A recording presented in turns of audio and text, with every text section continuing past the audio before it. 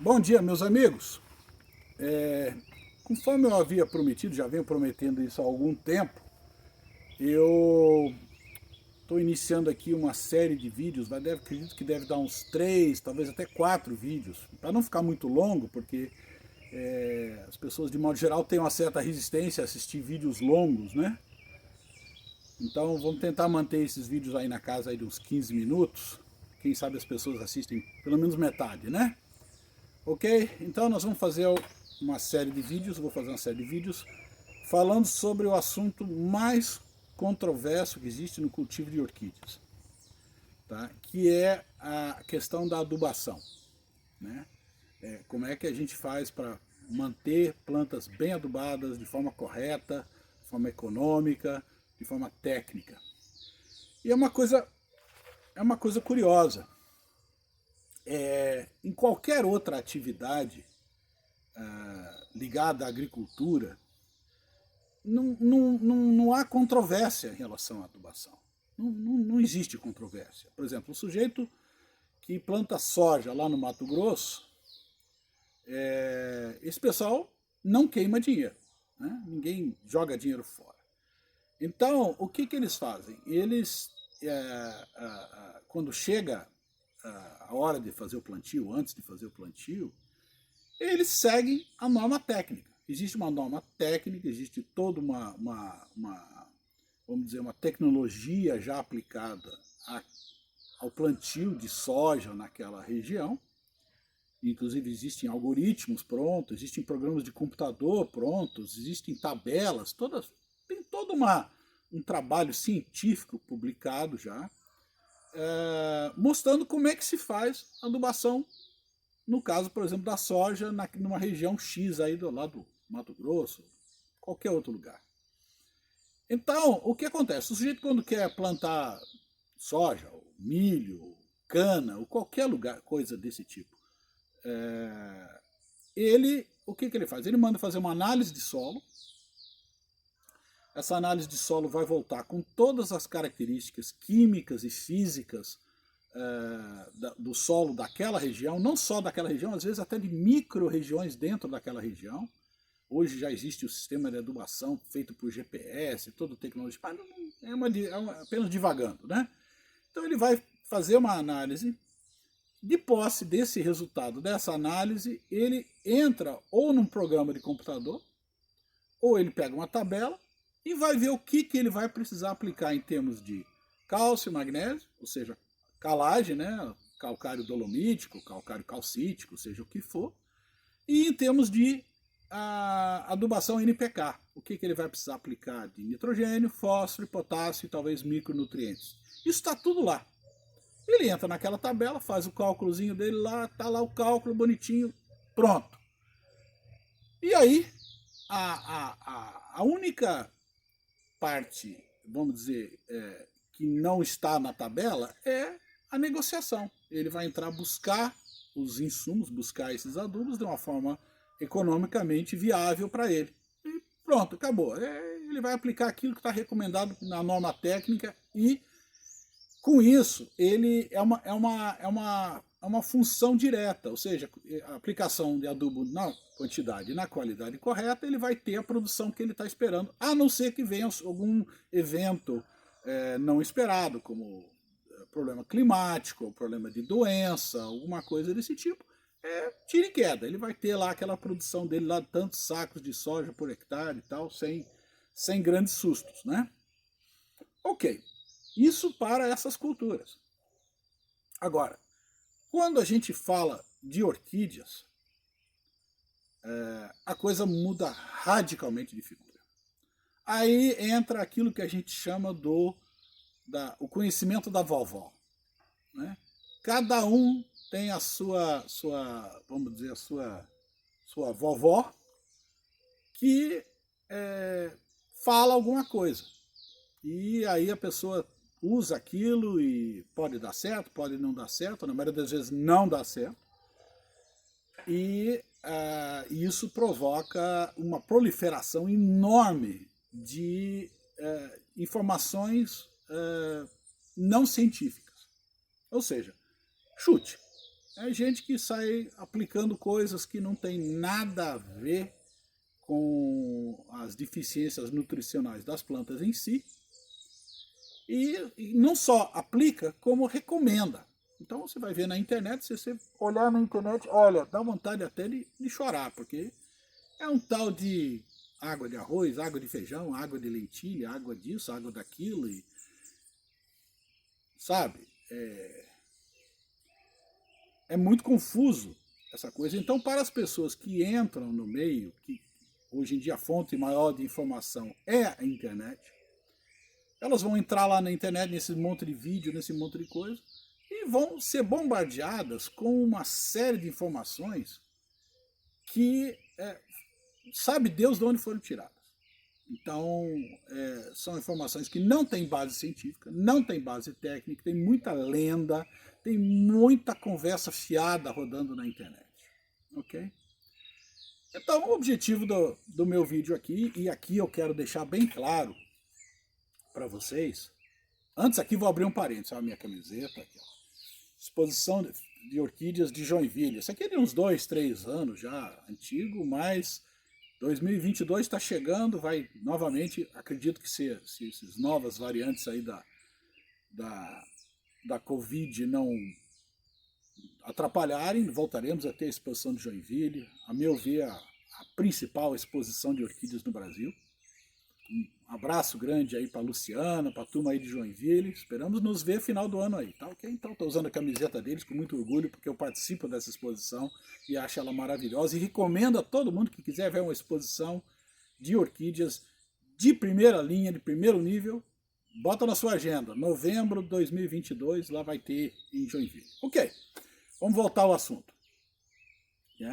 Então, tem uma proliferação de informações muito grande na internet, e da maioria das vezes ela é equivocada. Tem muita lenda, tem muito diz que me disse.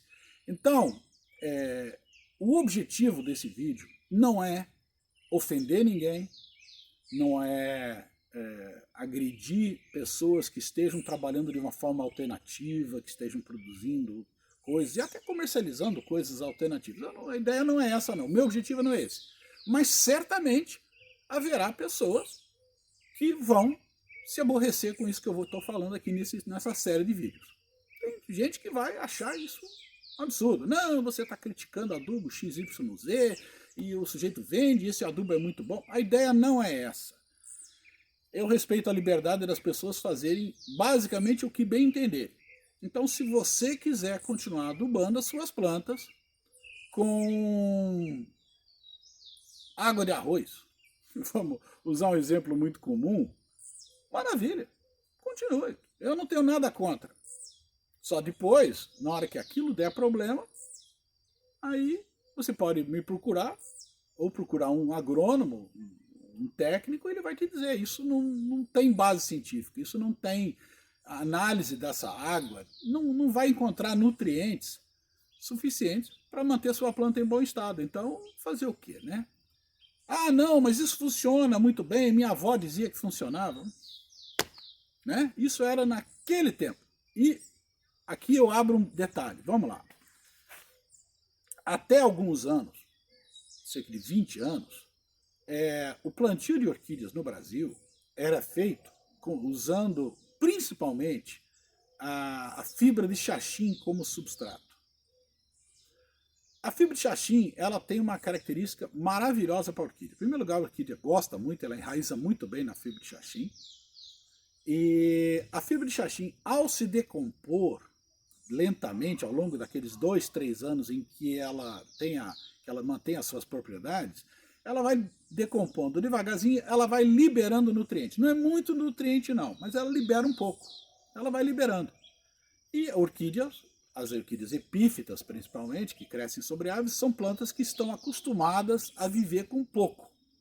Elas se adaptaram bem a esse sistema, então plantas, orquídeas epífitas cultivadas em fibra de xaxim, normalmente tem um desempenho muito bom e a adubação é quase que supérflua. Não precisa ficar adubando muito. Tá, okay? Se você esquecer de adubar uma catleia, que está na fibra de xaxim durante 2 ou até 3 anos, a planta não vai se desenvolver tão bem quanto poderia. Mas morrer ela não vai. Ficar toda amarela, toda feia, ela não vai ficar. Bom, o que acontece? Há alguns anos já, o uso, a comercialização, a retirada de fibra de xaxim produzida pela Samambaia, Dicksonia seloviana, foi banida no Brasil, foi proibida no Brasil. E fica uma nota aqui, tem gente que diz que está vendendo isso legalmente, não existe venda legal disso aí, tá ok, gente? Se você compra xaxim, você está infringindo a lei. Então não tem mais xaxim. O que acontece? Quando esse produto foi banido, os orquidários profissionais, que são as pessoas que realmente vivem disso e trabalham e precisam ter uma solução, foram buscar soluções.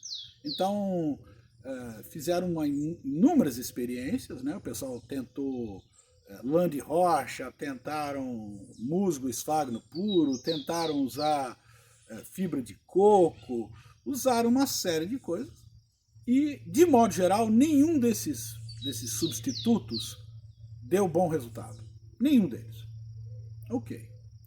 Então não deu resultado e isso criou um problema muito grande que o pessoal, obviamente, quando você não tem a solução de um problema, você vai buscar com quem tem. Nos países assim, mais desenvolvidos, Estados Unidos, países da Europa, já como não havia oferta de xaxim desde o início, quer dizer, há muitos anos não existe uso de xaxim nesses países, eles já tinham buscado uma solução. Então eles buscaram a solução casca de pinos.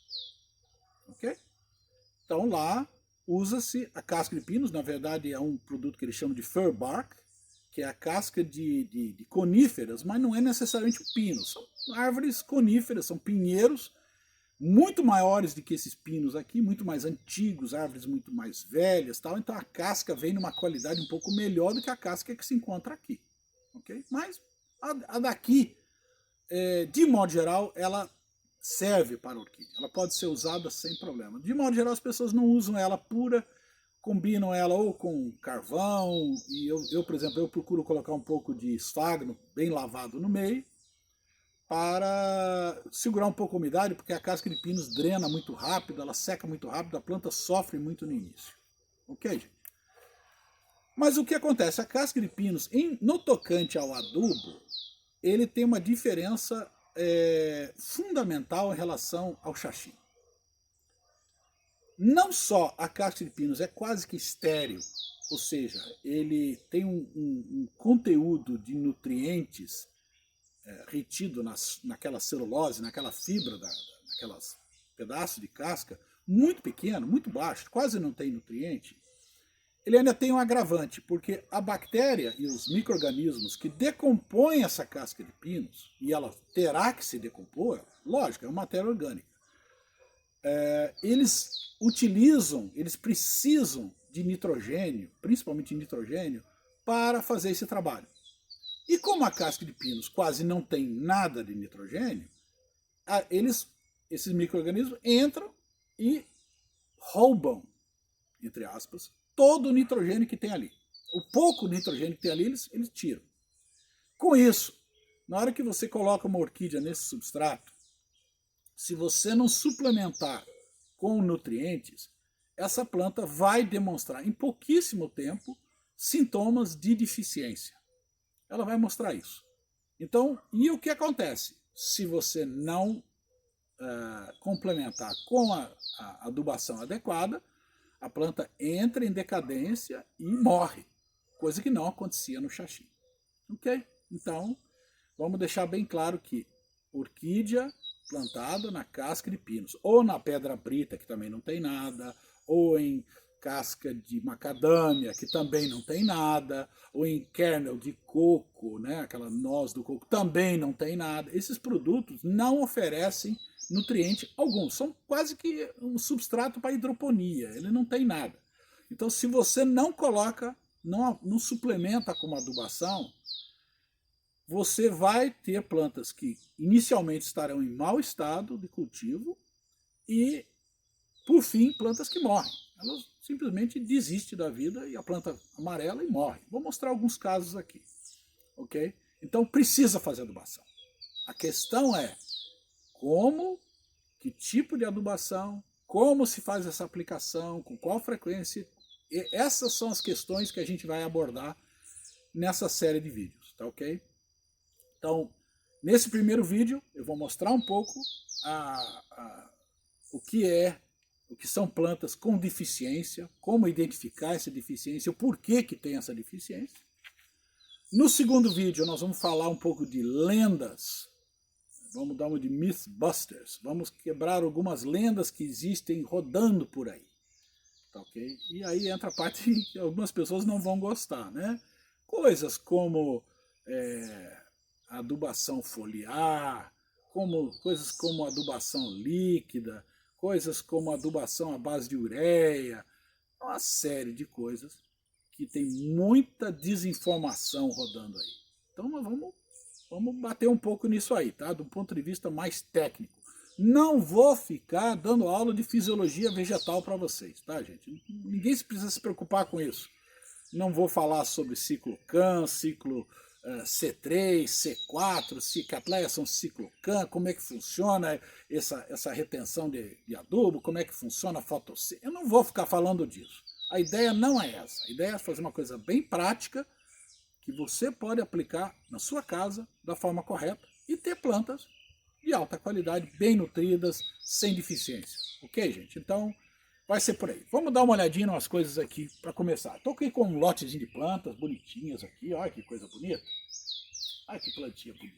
Oh, vamos pegar ela aqui. Olha só. Show de bola, né? Isso é uma Cattleya chamada NSA Linda Dona. É um cruzamento do meu amigo Joenil, lá de Cordeirópolis. Parabéns, hein, Joenil? Fez um cruzamento que todo mundo sabia que ia dar bom e deu mesmo, né? Isso é Chunié com Edisto. E deu uma planta fantástica, né? Muito boa. Mas olha só, o que eu estou querendo chamar a atenção de vocês aqui é o estado de cultivo dessa planta. Corta as flores, né? Vamos eliminar as flores. Vamos olhar aqui. É uma planta que está muito bem cultivada, folhas bem cultivadas, bem verdes, mas não é aquele verde escuro, é um verde um pouco mais claro, não chega a ser amarelado. A planta cresceu muito bem, continua subindo, crescendo, tudo bonitinho, sem problema algum. Esta é uma planta com estado nutricional perfeito. Não há o que falar dessa planta em termos de estado nutricional. A planta cresceu muito bem, tá? E o resultado tá aí, ó. Floração exuberante, é uma planta que não deixa de florir. Vamos ver um outro caso aqui. Vamos mostrar primeiro o lado bom da história, né? Olha só. Isso daqui é uma Cattleya, é uma wax toy, que é um híbrido bifoliado. Olha só. Olha que fantástica essa planta aqui. Crescendo, veio crescendo, sempre florindo, nunca deixou de florir. E a cada bulbo vai dando maior, vai ficando maior, né? Ela vai atingindo o potencial genético dela de ser uma planta na faixa aí dos seus 60, 50 centímetros de altura. Tem glutata no meio disso, tem tigrina, então é uma planta de porte alto. Okay? Também muito bem cultivado. Vamos ver agora aqui para não cair aqui, né? Vamos ver agora um seedling nosso aqui no vaso 14. Olha só, gente. Isso é um seedling que está no vaso 14, não floriu ainda, não atingiu a idade de floração. Ela está com 4 anos, uma coisa assim. Mas olha que crescimento exuberante dessa planta. Enraizamento bom, brotação para todo lado, a planta bem brotada, toda cor uniforme. Tá? É uma planta que não tem nenhuma deficiência aparente de nutrientes. Nada. Está crescendo muito bem, sem problema algum. Tá ok? Muito bem. Vamos pegar agora um outro exemplo. Vamos pegar essa daqui. É uma orquídeazinha que está florindo. Cresceu bem, sem problema. Não ficou fantástica, mas cresceu direitinho. Mas olha só. a folha lá de trás deu uma amarelada. Bom, isso você poderia dizer que é um fenômeno natural, né? A folha dura alguns anos, depois de alguns anos a folha cai, ela fica amarela e cai, e pronto, e acabou. E é uma folha mais antiga, então não tem grande problema, ok? De modo geral, é uma planta que não está com deficiência, ela floriu, e aqui eu vou abrir um parênteses, vocês podem notar que orquidários que estão em, vamos dizer, em crise nutricional, que a pessoa não adubou a planta, meio que abandonou, ou ficou doente, ou se viajou, se afastou e largou as plantas para lá, esses orquidários, normalmente você entra, está todo florido, cheio de planta florida. Aí a pessoa fala, poxa, mas está tudo florindo, né? Está muito bem. Não é, é justamente o contrário. A planta, quando ela entra numa crise nutricional, uma das primeiras coisas que a orquídea faz é tentar florir. É um instinto, vamos dizer, um instinto vegetal, por assim dizer, de preservação da espécie. A planta entra numa crise, dá um desequilíbrio entre nitrogênio e fósforo, a planta acaba florindo como uma forma de produzir sementes e preservar a espécie, mesmo com o sacrifício dessa mesma planta. É um mecanismo de defesa da planta que veio através da evolução ao longo de milhões de anos. Ok, gente? Então, essa planta aqui, que deu essa folhinha amarela, já dá um sinalzinho de alerta. Opa, por que ela está perdendo essa folha? Então, observar as suas plantas, olhar, dar uma verificada nessas plantas, pelo menos 1 ou 2 vezes por semana é importante. Dá uma olhadinha, ó, tá ficando amarela aqui. Por quê? É folha velha? Folha velha é normal, não tem grande problema. Mas, vamos pegar um outro caso. Olha só. A planta, essa planta aqui também está em vaso 14, está dando uma brotação bonita, vejam só. Broto bonito, sem nenhum problema nessa brotação, mas a parte de trás da planta está amarelando folha e vão acabar caindo essas folhas. Tá? Ela está amarelando essas folhas. Aí a pessoa começa a entrar em desespero, né? Por quê está ficando amarelo desse jeito as folhas? Por que está acontecendo isso? É alguma praga, alguma doença? O que está havendo com a minha planta? Não, não é bem isso. O que está acontecendo com essa planta? Ela está passando fome. Ela está esfomeada, ela não tem nutrientes, não recebeu uma adubação adequada ou não conseguiu assimilar essa adubação que foi aplicada. Às vezes isso acontece também. Nós vamos falar um pouco disso também, ok? Então essa planta está dando sintomas aqui de deficiência nutricional. A principal deficiência nutricional que causa amarelecimento de folhas é a deficiência de nitrogênio. Por que nitrogênio? Porque o nitrogênio é o elemento de maior consumo pela planta. Então, o nitrogênio é um elemento base de aminoácidos e por aí de proteínas, de uma série de produtos que a planta precisa para sobreviver.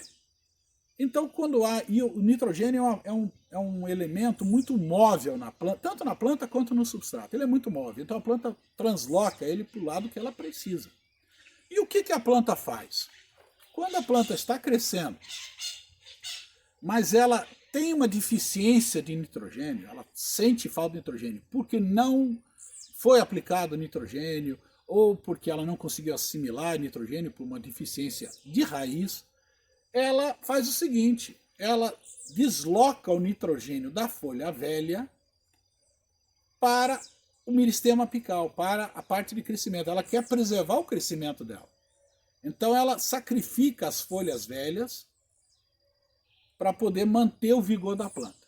Então você olha no orquidário e você começa a ver um monte de planta com folha velha amarelada, é um sintoma de deficiência de aplicação de nitrogênio. Ok? Então, olho atento aí. Começou a amarelar, você olha, a primeira coisa que você vai olhar é o sistema de raízes da planta. Vê se ela está bem enraizada, se ela conseguiu enraizar, porque uma planta que não consegue enraizar, não tem como você ver adubo. Nós vamos falar disso no segundo vídeo, no qual nós vamos falar de alguns mitos, essa história de adubação foliar, essas coisas aí, né? Nós vamos chegar lá, ok? Então ela está fazendo isso. No caso, por exemplo, vamos pegar aqui uma Vanda, olha aqui. Olha só. Olha essa Wanda. Raiz não falta, né? Raiz ela tem aos montes. Mas está perdendo folha. Está sacrificando folha. A folha de cima está ok, está verde. A folha de baixo ela está perdendo. Ela está, ó, tá jogando folha fora. A tendência dessa planta é virar aquela palmeirinha, aquela Wanda horrorosa, que depois não recupera mais. Por que ela faz isso? A planta está com fome. Então o que ela faz? Ela pega o nutriente que está nessa folha velha e vai translocando isso para as folhas novas. E a planta vai perdendo folha. Essa é uma planta que está, justamente por estar plantada, não está plantada, ela está raiz nua, ela não está recebendo adubação suficiente. Eu queria que aplicar um adubo hidrossolúvel, um adubo dissolvido em água nessa planta, pelo menos uma vez por semana. Isso não está acontecendo. Às vezes a gente não dá tempo de fazer isso. Então a planta está sofrendo. Bom, então o que acontece? A primeira coisa que a planta faz é aquilo que eu falei. Ela transloca o nitrogênio para as partes de crescimento da planta para tentar manter o crescimento. Porque planta que não cresce morre. É aquela história. Camarão que fica parado, a onda leva. Então, planta que não está crescendo, a tendência dessa planta é perder, né? Bom, com o avanço dessa deficiência, vamos pegar mais um, tá? Tem vários casos aqui. Isso. O que acontece? Olha só. A planta transferiu o nitrogênio dessas folhas para a brotação nova e a tendência é que a planta inteira acaba ficando amarelada. Vai amarelando. O pessoal acha, será que está dando luz demais? Será que está muito no sol? Não é. É falta de nutriente, falta de adubo. Tá? E a planta, ela continua mantendo a brotação, como está aqui, mas já é uma brotação mais fraca. Não tem, por mais que ela busque nitrogênio, busque nutrientes de folhas antigas, de parte antiga, tem uma hora que tem um limite. Então ela começa a reduzir a quantidade de nutrientes disponível para essa brotação. E a brotação começa a vir mais fraca. Vocês podem notar, ó, a brotação aqui, essa bráctea que está aqui, ela já está mais baixa do que a bráctea do broto anterior. Vai dar um bulbo mais fraco do que o outro. Ela provavelmente vai até florir. Como eu falei, a planta sente uma deficiência, ela floresce. Ela floriu aqui e deve florir novamente aqui. Mas já não será uma floração exuberante. Vai ser uma floração fraca, do tipo assim, vou tentar florir para sobreviver. Né? Continuar a espécie. Mas essa planta já está numa fase de deficiência relativamente grave de nutrientes. Está bem avançado. À medida que esse processo vai progredindo, a planta entra realmente em crise. Ela vai amarelando inteira. Vai amarelando inteira. A brotação já não consegue vir com força nenhuma, às vezes ela até perde brotação, não consegue fazer nada, vai piorando. Aqui ainda tem um agravante, olha só, a planta está cheia de erva daninha aqui, ó. Tem trevinho, tem brilhantina. E não se iludam. Erva daninha dentro do vaso compete com a planta pelo pouco nutriente que tem. Já não tem muito, aí ela compete com isso aí. Ela vai roubar nutriente dessa planta. Ok? Então a planta deu o enraizamento, até saindo do vaso, tal, passou da hora de ser replantada, dividida, mas uma planta nessa fase ainda tem salvação, ela tem recuperação. É só uma questão de eventualmente replantar na hora certa, esperar ela enraizar, entrar com adubação, ela vai continuar amarelando, entra com adubação, a maioria dessas folhas amareladas vai voltar à cor original, aquelas que já tiverem passado do ponto de não ter mais retorno, vai cair a folha, tudo bem. Agora, quando a coisa chega num ponto realmente de não ter retorno, como é o caso desse aqui, ainda está tentando desesperadamente brotar, né? Mas a planta toda está amarelada, isso já é um estado de decadência vegetal enorme, e daqui para frente já não é mais cultivo de orquídea, é tentativa de salvar suas plantas, né? Você pode tentar salvar, às vezes dá certo, às vezes não dá. Há um exemplo aqui. Esse aqui não deu. Essa planta simplesmente ela não tem mais energia nem para brotar, ela não brotou mais, não deu mais raiz, toda amarelada. A tendência dessa planta, dentro de alguns meses, essa planta vai virar isso aqui. Aí a pessoa bota lá um vídeo na internet falando assim, minha planta perdeu todas as folhas e ela parou de crescer e tá feia, tá toda marrom. O que eu faço com ela? Lixo. Joga no lixo. Compra outra. O produtor de orquídea agradece. Ok? Não quer ter esse problema, mantenha as suas plantas num estado nutricional bom. Para que ela possa ter um estado nutricional bom, ela tem que ter um sistema radicular bom, ou seja, a planta não pode estar num substrato antigo, tem que replantar de vez em quando. E ela tem que receber adubação correta. Correta. Quando eu digo correta, nós vamos ver isso lá no terceiro vídeo, nós vamos falar sobre o que é adubação correta. Como é que se aplica, por que se aplica e qual é a forma mais eficiente de fazer isso. Ok, gente? Então esse foi o primeiro vídeo mostrando as deficiências, tá ok? Isso, no caso aqui, é deficiência de nitrogênio, que é o elemento mais importante para o vigor da planta. Existem outros elementos importantes, potássio, cálcio, magnésio. Note que eu botei fósforo no fim da fila. Fósforo não é um elemento tão importante para orquídeas epífitas.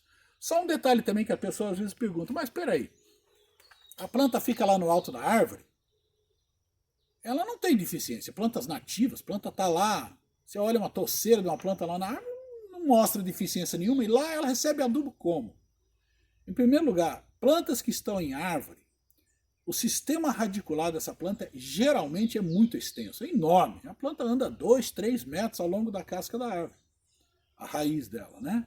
Então ela caminha ali e ela busca nutriente. Aí a gente obriga a planta a ficar retida dentro de um vaso, com as raízes escondidas dentro desse vaso, esse ambiente muito pequeno, que muitas vezes é um ambiente insalubre para essa planta, porque o substrato é velho, está muito úmido ou está muito seco, e a gente obriga a planta a ficar aí. Então, toda vez que você tira uma planta da árvore e coloca ela num vaso, você está restringindo a capacidade dessa planta se manter bem nutrida. Então aí você tem que entrar e dar alimento. É como você pegar uma onça lá no Pantanal e tentar ela ter ela no seu canil, né, por assim dizer, né?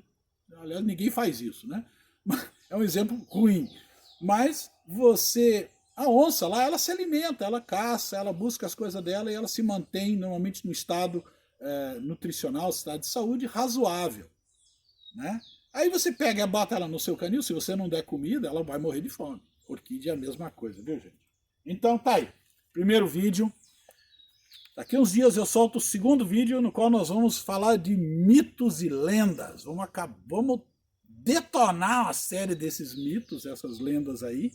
Tá? Nós vamos falar de adubação foliar, vamos falar de uma série de coisas.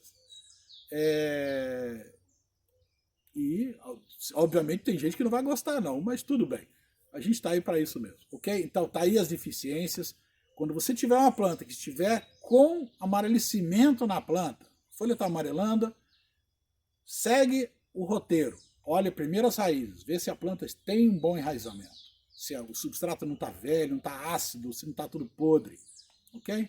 Tendo raiz, é falta de nutriente aplicado da forma correta. Tá? E isso nós vamos abordar nos próximos vídeos. Valeu, gente. Obrigado. Se você gostou do vídeo, curte. Se inscreve no canal, aperta o sininho para receber as notificações. Quando saírem os outros vídeos dessa série, você vai receber. Tá? Dá uma força aí pra gente aí. A gente está com 31 mil inscritos. Vamos tentar chegar a 100 mil inscritos. Ok, gente? Meus vídeos são isso aí. Não tem muita frescura, não. Tá ok? Então, obrigado pela presença, pela paciência de vocês. Vamos continuar falando de adubação, tá ok? Tem muito assunto pra gente ver aí. Valeu, um abraço e bom final de ano para todos.